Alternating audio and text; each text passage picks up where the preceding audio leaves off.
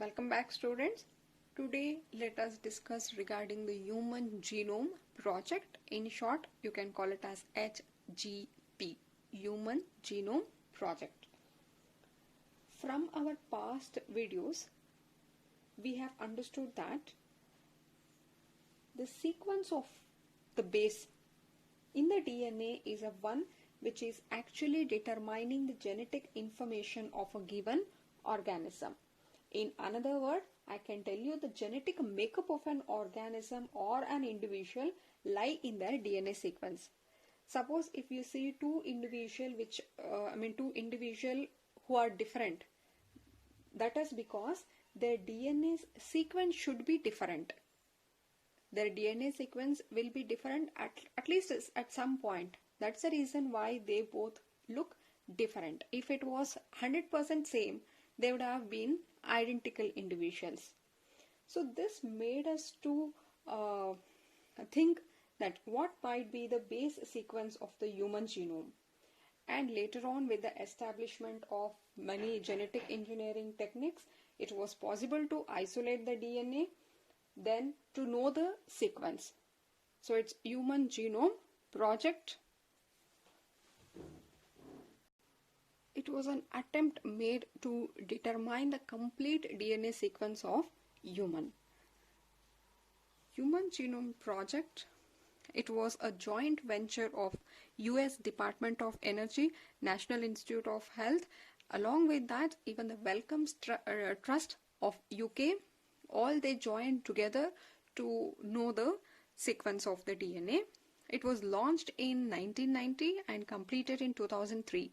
It has taken a very long time, almost 13 years to complete this project. And this project mainly worked towards determining the complete DNA sequence of human. And why we want to know a complete sequence here? DNA, we know that it is a storehouse of genetic information, and determining its sequence. If you just determine the sequence of the base pair, it can be used. The information can be used to solve many medical, agriculture, environmental and evolutionary mysteries of human. Clear? And Human Genome Project is called as Mega Project. Human Genome Project was Mega Project, and there are reasons for them to be called as Mega. It's a big, mega meaning big. And why we call Human Genome Project as a very big or a mega project? Because first thing is, it was a 13-year project. I told you it started in the year 1990, ended in 2003, meaning it has taken 13 years to complete this project. One. And the total number of base present in the human genome. Human genome meaning here we are referring to all the genes that are present in the humans. The total number of base pair present in the humans is 3 into 10 to the power 10 raised to the 9. Here it should be 10 to the power of 9 base pair. So many base pairs are present in the human genome. And the cost of sequencing to just know the one base pair, the cost is $3 for just knowing one base pair. The total number of base pair present is this much. To know entire base sequence, the cost which is required is $9 billion. So definitely it should be a big project. It has taken so many years, this much financial amount. And apart from that, after knowing the base sequence, it has to be stored somewhere. So entire sequence what we have got, the data what we have obtained has been recorded. To do this, we have taken 3,300 books containing 1,000 pages each just for a human genome. See, 1,000 pages containing book. We have taken 3,300 such books in order to store the data what we have obtained.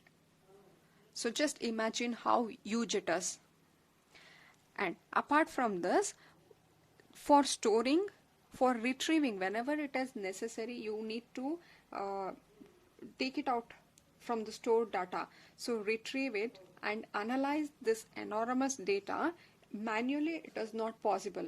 So a new branch has developed where we are using a computer apps in order to do this, and that apps and software here, and that has been developed as bioinformatics. Suppose if you have got a new sequence and you just want to compare the sequence with existing human genome here sequence, that time it is not manually possible to take that sequence and manually compare with the all recorded datas. Instead of that, we have developed the computer software where if you just upload the sequence, it will automatically compare and analyze, and then it gives the result. So that is bioinformatics. Apart from human, many other non-human models was also being subjected. Genome of many non-human models such as bacteria, these are all, see, apart from humans, other organisms were also tried to know the sequence. Out of that, under plant, this Arabidopsis is very important, and we have studied the Drosophila like this. Different non-human model genomes were also studied. Now, these are the goals of the Human Genome Project. With what goal we have started the project? What actually we were expecting from this project was, some of the important goals of the Human Genome Project were, first is to identify all the approximately 20,000 to 25,000 genes in the human DNA. See, we knew that there are about 20 to 25,000 genes present in the human DNA. We just wanted to know all the genes which are present, their sequence. So that is one goal to start this Human Genome Project. And second one, to determine the sequence of 3 billion chemical base pair. I told you there are about 3 into 10 to the power of 9, that is nothing but 3 billion. So we just wanted to sequence what is the order, the sequence present in them, and store this information in database so that it can be used for further developments, and to improve tool for data analysis, transfer related technologies to other sectors, address the ethical, legal and social issues that may arise from the project. See, these were all goals with which the Human Genome Project was started. We just wanted to identify the gene, to know the sequence, to store the sequence, whatever data we get, to store that, and based on the stored data, we can just improve some more tools here. Some more methods, technologies can be improved, and then to address the ethical. See, because today we know the sequence of human, that is why we have been able to do this DNA fingerprinting and all. So to address many ethical, legal, social issues, we are just wanted this project to be completed. With these goals, Human Genome Project has started. Clear?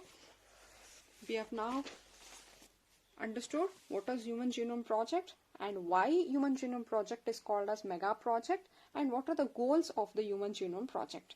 Now let us see how to identify the gene. To identify, there are two methods. One, identifying expressed sequence tag, and it is called sequence annotation. These are the two methods. The difference here is, in case of this, that is expressed sequence tag, in this method what we are going to do is, we are just trying to know a part of a DNA which is going to be expressed. See, DNA entire, if you take entire DNA is not a gene. Only if this is an entire DNA, this might be a gene, this might be a gene. So there are gene, and there are some regions which are non-coding. They are not going to code for any protein. Here this will code for protein, this might code for protein. So entire DNA consists such coding and non-coding sequence. In case of this expressed sequence tag, what we are just trying to do is, we are just focusing just on the genes which are present. As the name suggests, this refers to part of DNA that is expressed. So here you can see here, if it is entire DNA, this is a part of a DNA which is expressed, and this is non-coding here.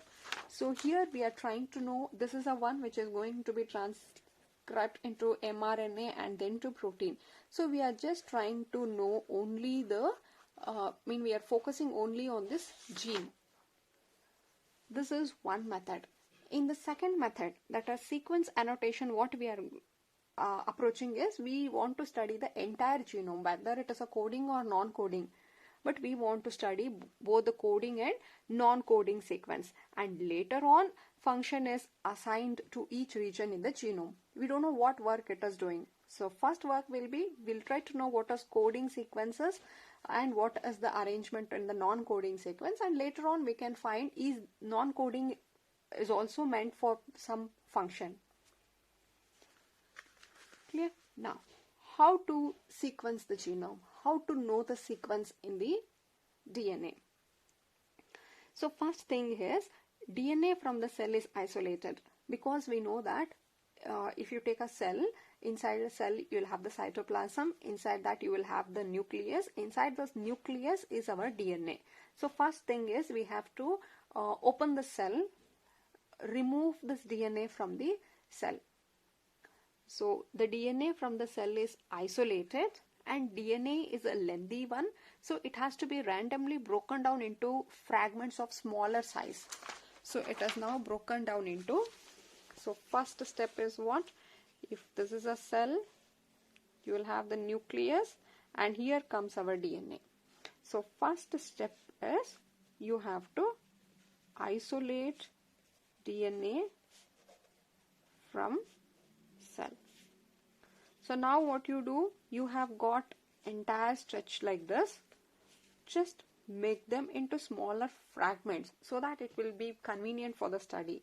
So you have to make them into fragments, cut into fragments, and to do this you cannot use a scissor. We have to go for a molecular scissor called restriction endonucleases.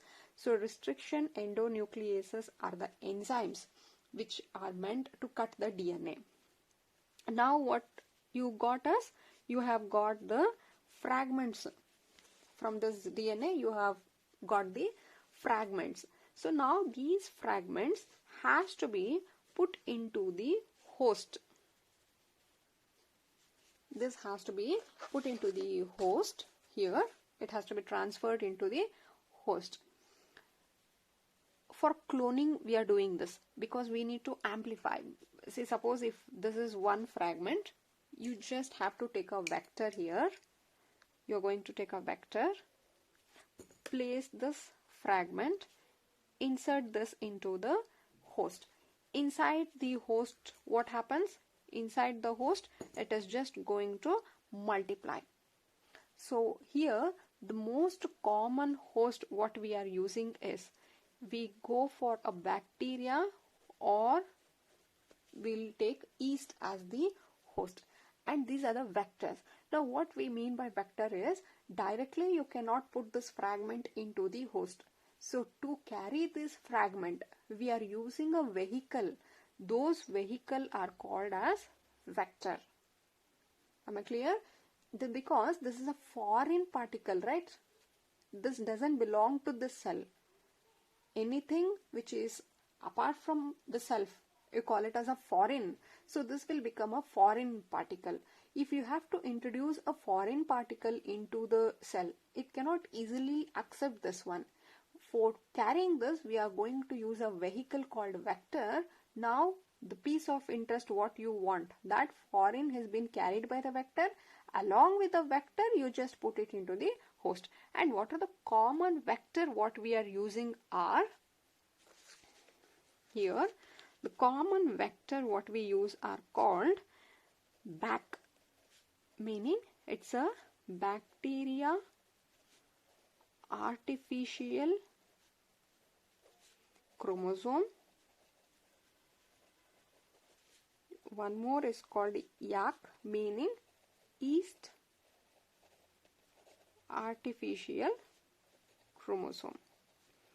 These are the common vectors which we are using to transfer this fragment of DNA into the host, and host are usually bacteria and yeast. And once inside the host, this has been amplified. Amplified meaning it has been made number of copies. So now these sequences are now used for analysis. So here these sequence, how they are known, the sequence of this is, again you can see here, the automated sequencer are used to sequence these smaller fragments. We are going to use some chemical and mechanical methods which here you can see it was developed by a scientist called Sager. Therefore you call this method as a Sager sequencing method only. So using his method, we are just trying to know the sequence of that small fragment. See, I'll repeat here. What we have done is, we have isolated the DNA. DNA was a very lengthy structure here, so they were cut it into fragments, and now we have got the smaller fragments. Smaller fragments were introduced into the host for amplifying purpose. Now here there is a small fragment. By using a Sager sequencing method, we'll just, here are some base pair present, okay? So we are trying to know what is the base pair present in this sequence. So there is one more fragment. Here also there are some base sequence present. So now we will see what are the sequence arranged here. And here also you will get some sequence. Like this, each fragment sequence will be studied first. And later on, once all the fragment sequence are studied, they are just aligned. Which piece comes after that? If this is a first piece, this is second, and this is third, right? Now suppose this is a one fragment which we have studied, this is second one, third one, like this all the fragments we will study, and then based on the overlapping thing we will arrange them, we will align them, which is a first, which is a second, and which is a third one. We will arrange and we will know the entire sequence. And alignment can also not be done manually. We use some computer programs for this alignment, right? So isolate a DNA from a cell, cut this DNA into smaller fragments. Now these small fragments are cloned into a suitable host using vector. They are amplified there, and now what we do, automated sequencer are used to know the sequence which are present on the small fragment. Like that, each fragment sequence are being studied, and then after studying all the fragments, we are just aligning the sequence, which sequence comes first, right? If this is a DNA, we have cut them into 1, 2, 3, 4 pieces. Now you have got 4 pieces, right? Each one you are going to study. So what is a sequence present here? What is a sequence present here? Like this, each fragment sequence we will study. After that, we need to arrange, right? So out of this, which is a first fragment? Which is a second, third, fourth? We don't know. So based on the overlapping we see, this is done computerally. So here, this is a first sequence, and this is a second, third, fourth. Like this, they are aligned. And once you align, now you know sequence of all the 4 fragments, and that is how a sequencing is done, right? Now, what are the salient features of the Human Genome Project? This is again for 5 marks question. Earlier what I told you was a goal. With what intention we started a Human Genome Project. Salient feature means after completing a project, what is the outcome? What all we were able to see. Right? So after completing Human Genome Project, we have understood that human genome contain 3 into 10 to the power of 9 nucleotide bases. That we have now understood that entire human genome has so many base pair. This is the first outcome from the project. And second, we were able to study an average gene consists of. So now if this is a DNA, this is a gene, right? So an average gene here, the length of the gene can be this much, or this might be one gene, or this might be a third gene, like this. So but the average length of the gene consists, it is 3000 bases. If I take, this is a medium one, small gene, bigger gene. So on average, if you take, it will have 3000 bases. However, the size of gene varies. It can be, if you see here, the largest gene here, the largest gene is dystrophin contain 2.4 million bases. This is being the largest gene. Total number of gene in human genome is 30,000. There are about 30,000 gene present in the DNA of a human. Over 50% of discovered gene. See, what we know is there are 30,000 gene. Out of discovered, 50% gene function is unknown. That is what they are going to code, or what is the function of that gene in the human. That function is still unknown. And less than 2% of genome is coding. See, I told you in entire DNA stretch there are coding sequence and there are non-coding sequence. Less than 2% are coding genome. Remaining are all non-coding. Right? Less than 2% of genome is coding and rest of them are non-coding. Larger portion of genome consists of a repetitive sequence. If you observe in a DNA, larger portion of them have a repetitive sequence. Suppose if this is a sequence. This is a sequence. You can say repetitive sequence means if the same sequence is repeated many times. See, this is one, this is one. Like this, same sequence are repeated number of times. You call it as a repetitive sequence. Here I have repeated for 4 times. It can be 100 to 1000 times. It is repetitive.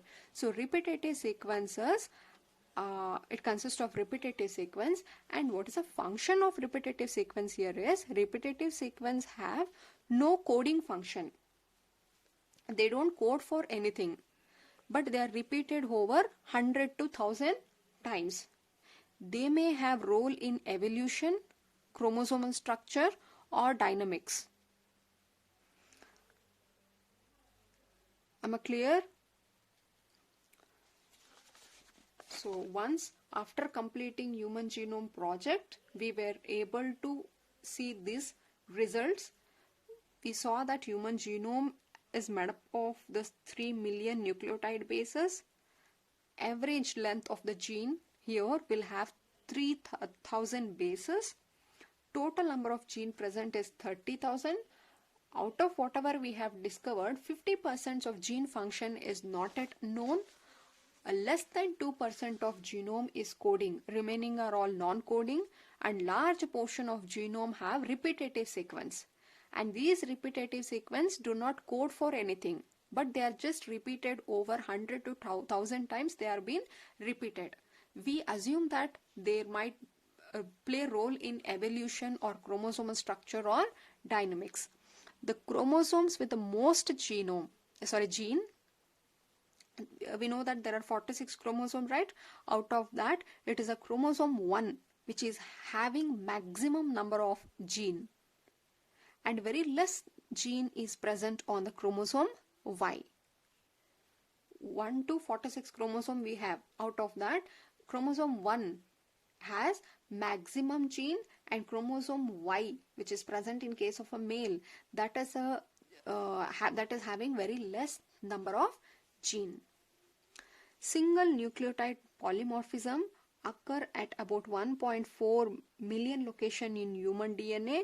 They are believed to have significance in explaining diseases and evolutionary history of human being. Single nucleotide polymorphism meaning if this is a one sequence here, in one more individual organism, you can see instead of A, you will have C here. Just a single nucleotide is varied here. This is one individual and this is a second person. Difference is he is also having a same sequence except at this. You can see this is called polymorphism. Right? And application of Human Genome Project. Because of this, it helps in identification of defective gene that causes genetic diseases. See, now we understood that genetic diseases, if there is any genetic diseases, what we have studied previously, yeah, we know there is a gene which will code for insulin. If there is any defect in this, it will not code for insulin. If no insulin, that patient is called as diabetic patient, right? Because there is nobody to regulate the sugar level, and that causes diabetes. So now how do you know that there is a defect in the gene? If you want to say there is a defect in the gene, you should be knowing what is the normal sequence here. If you say that this gene is defect, we should know what is the right gene. So since we have done Human Genome Project, we now know the sequence of the gene here. And when there is variation from this, we call it as a defective. Because of Human Genome Project, we were being able to identify the defect gene. When you know what is defect, it is easy for us to correct. Either you can replace that defective gene or correct the gene, whatever possibility is there, you can just do it. It helps to prepare modern drug and to understand their action. So because now we know the genome, you can design the drug accordingly and they can be used. And also it can help to invent new method of medical treatment. So these are all applications where all you can apply this Human Genome Project. Salient features will be asked for 5 marks. This one, it's a 5-mark question. So just read it out and understand. And sometimes even the application can be asked for 2 or 3 marks. Just go through this. And we are left out with a last bit that is called DNA fingerprinting, which I would like to take in the next video. Clear? Let's have a quick recap here. See what we have started as Human Genome Project. Human Genome Project. It's a project which was undertaken to study the entire human genome. You call it as a Human Genome Project.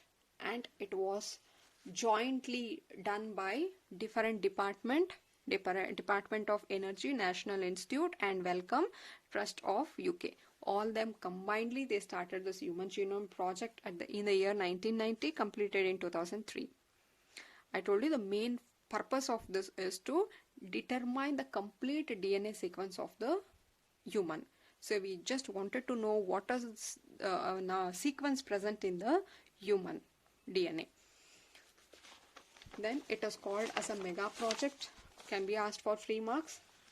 The reason for them to be called as mega, it took so many years with this much amount, and also you need these many books to store that, and this was all not possible manually. And hence we developed a different branch called bioinformatics, where all the data were stored, retrieved and analysis using the computers. Apart from humans, non-human models were also tried to study. That is sequence of a Drosophila or the rice. These were all been tried to study. Now, there are 2 methods to know. One is just to know the gene which are present, sequence of the genes present. And second method is to know entirely, whether they are gene or non-coding, to know everything, entire genome to be studied. In this, we try to study only the gene, that is only for the coding one. Only the coding sequence were tried to study. In this case, entire genome were studied. And the goals here, I told you, with few goals we started Human Genome Project, but ultimately we resulted with these features. So how to do sequencing is, first of all, take the DNA from the cell, cut them into fragments. Now these fragments will be transfer them into the host using a vector. Common vector used are these 2. Common host used are bacteria and yeast. In the host, they are cloned. Now each fragment, what you get, try to know the sequence of each fragment like this, then assemble them. That's, you just align them based on what comes first, align them using computer app, then you will just get the sequence of entire genome here. And these are the salient features, very important. We, after completing project, we came to know that there are 3 million nucleotide present with an average 3000 base gene. Total number of gene is 30,000. Over 50% discovered gene have unknown function. It has to be discovered at. Less than 2% of genome is coding. Remaining are all non-coding. A large portion of them have this repetitive sequence. And repetitive, it will repeat for 100 to 1000 times, but we actually don't know what is their role. We believe that they must have role in evolution or chromosome structure or dynamics. Highest gene is present in chromosome number 1, lowest gene is present in chromosome number Y, and there is a single nucleotide polymorphism which occur about 1.4 billion location in human DNA. Clear? And applications. Yes, we'll start DNA fingerprinting in next video. Thank you.